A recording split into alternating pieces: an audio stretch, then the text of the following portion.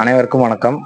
இன்னைக்கு நம்ம எதை பத்தி பார்க்க போறோம்னா, மிஸ்டர் டிடிவி திவாகரன் அடிப்பு அரக்கன் அப்படின்னு சொல்லி தெரிவார்ல, அவரை பத்தி தான் பார்க்க போறோம்.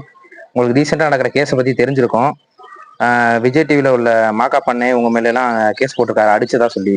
யாரும் சும்மா அடிக்க போறதில்ல, அவங்க அடிச்சதா சொல்றாங்க, அது உண்மையா போயின்றது ரெண்டாவது பட்சம். சும்மா யாரும் அடிக்க போறது இல்ல, எதுக்கு அடிச்சிருப்பாங்க? அவரை பத்தி அவங்க மேல அவங்க என்ன குற்றச்சாட்டு நீங்க பாத்திருப்பீங்க. பெண்கள்கிட்ட வந்து தப்பு தப்பா பேசுறது இந்த மாதிரின்னு.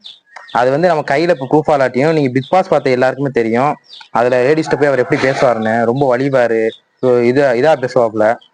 அது ரொம்ப தவறான விஷயம். அப்பயே அவ பிக் பாஸ்ல இருந்து தூக்கி இருக்கணும், தூக்கி இருந்தா இந்த நிலைக்கு வந்திருக்காது. அது இல்லாம இந்த விஷயத்துல வந்து டிடிவி திவாகரனை பத்தி, அவரை பத்தி தப்பா சொல்லி போஜனம் கிடையாது. எல்லாத்துக்கும் காரணம் யார நினைக்கிறீங்க? நீங்க தான். யார் யாரெல்லாம் அவன் பண்ற பைத்தியகாரத்தனத்துக்கு வந்து ஆதரவு கொடுத்து அவனை ஃபாலோ பண்ணி லைக் போட்டு மேல கொண்டு வந்தீங்களோ, அவங்க தான் இதுக்கெல்லாம் காரணம்.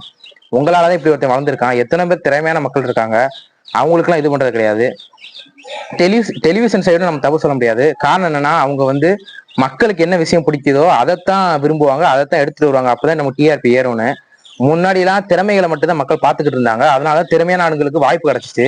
இப்போ மக்கள் வந்து பைத்தியக்காரத்தனம் பண்றவங்களையும் போர் அடிக்குது ஜாலிக்கு பார்ப்போம்னு சொல்லி ஃபாலோ பண்ணி வைக்கிறாங்க. இதனாலேயே சரி உங்களுக்கு கொண்டு வந்தா தான் மக்கள் பார்ப்பாங்க அப்படின்னு சொல்லிட்டு அவெல்லாம் ஒரு ஆள் அவனை பிக் பாஸ் கூட்டு வந்திருக்காங்க. அது மட்டும் கிடையாது, அவன் வந்து அதிகமா ஜாதி ரீதியா மத்தவங்களை வந்து திட்டுறான், ஜாதி ரீதியா பேசுறாப்புல. இதுக்கே அவர் மேல நீங்க கண்டனம் தெரிவிக்கணும். ரொம்ப தவறான விஷயம் இது. தயவு செய்து இனிமே யாரும் அவர் ஃபாலோ பண்ணாதே, முதல்ல அன்ஃபாலோ பண்ணுங்க. அன்ஃபாலோ பண்ணாலே கண்டிப்பா கணுத்தையா மறைஞ்சு போயிடுவாப்புல. தயவு செய்து இந்த மாதிரி தப்பு இனிமே பண்ணாதீங்க. நல்ல திறமை உள்ளவங்கள வளர்த்து விடுங்க.